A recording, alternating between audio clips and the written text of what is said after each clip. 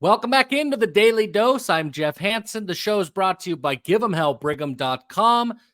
There was no Daily Dose yesterday, and I apologize for that. The reason there was no show, a truck ran into a power pole and knocked out power in an entire city. So let that be a lesson for all of us. If we want the Daily Dose, we have to keep our trucks on the road where they belong. So long as we're able to do that, we will continue to provide the best BYU content each and every day for you here at the Daily Dose.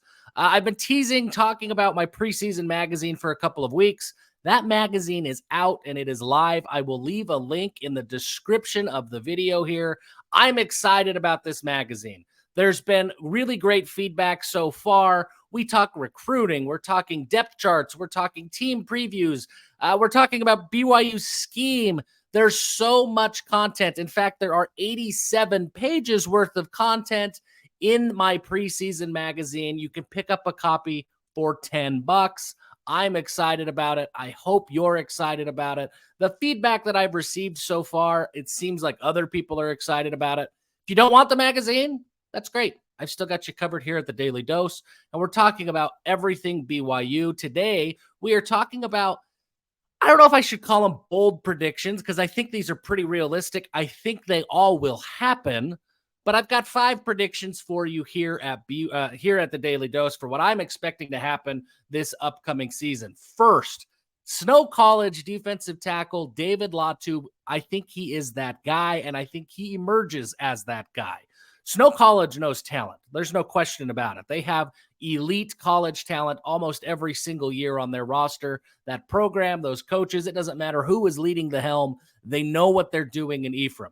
And when David Latu committed to BYU, I reached out to some of the folks that I know down there at Ephraim, and they said, Jeff, this guy's NFL good. They really believe that. They really believe he is NFL good. They could not figure out why he didn't have more offers, more attention. Maybe it was a lack of exposure. They didn't know. They couldn't hypothesize why more teams weren't calling David Latu's name. BYU did. Even if there were other teams, I think Latu is kind of a BYU guy, and he would have ended up in Provo anyways. But he's there now, and I think he emerges as a big-time defensive tackle for BYU. And it's been a long time since they've had that kind of big-time defensive tackle.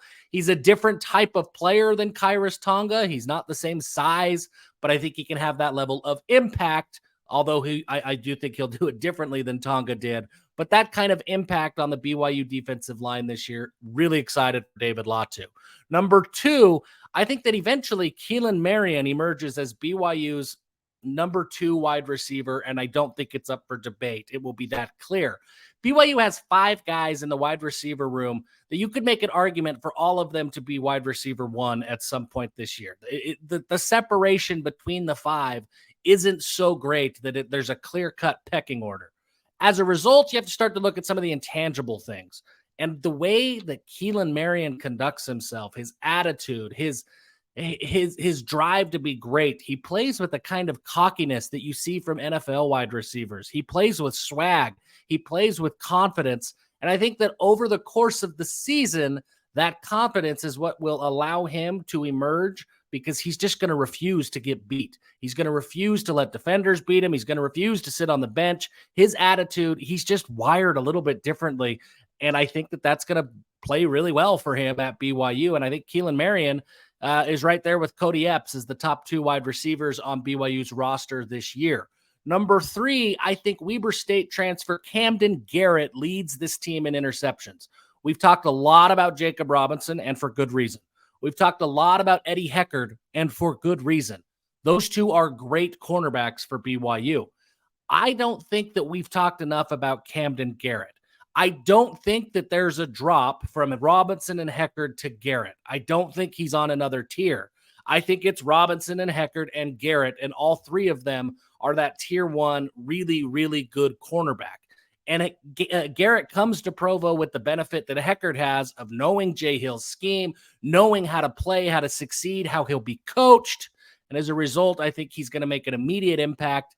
And he's a ball hawk. He jumps routes. I mean, he's an outside corner, and I think we're going to see him pull down a lot of interceptions that we did not see from the cornerback position over the course of the last several years.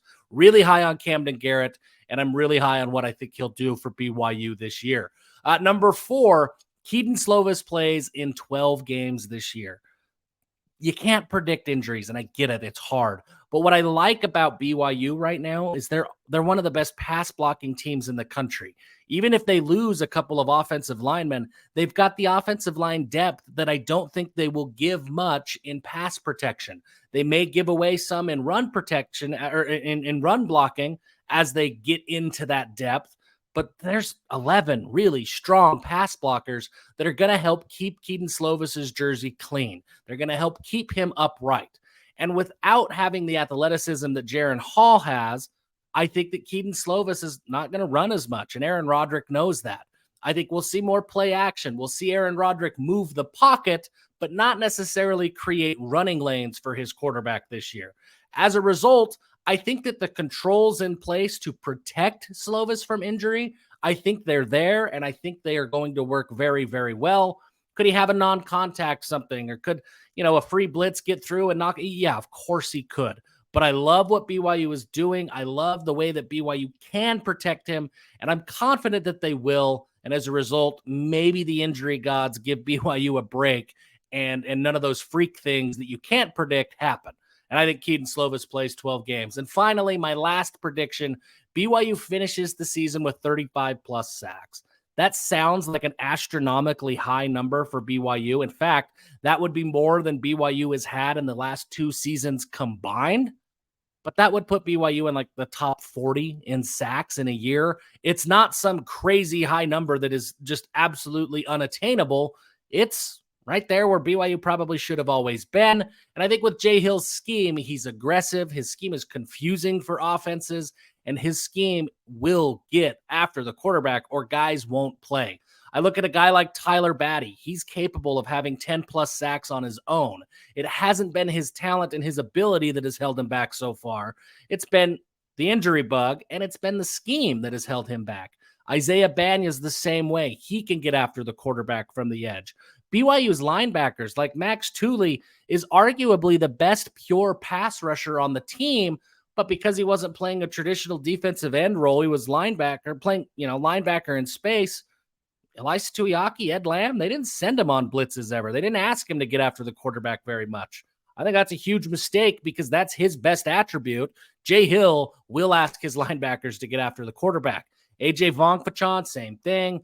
Ben Bywater, same thing. Harrison Taggart, same thing. There's a lot of linebackers who are going to be really good off the edge. And with better play from guys like David Latu or Jackson Cravens or John Nelson on the inside, there will be more opportunities for guys on the outside to get after the quarterback. I think we're going to see it a lot. 35-plus sacks feels crazy given where BYU has been. But I think BYU could finish top 40 in the country with this scheme and with the talent that they have on the roster in sacks. I don't think that that's crazy. Thank you so much for spending some time with us here at the Daily Dose. Check out the magazine. And until next time, folks, give them hell.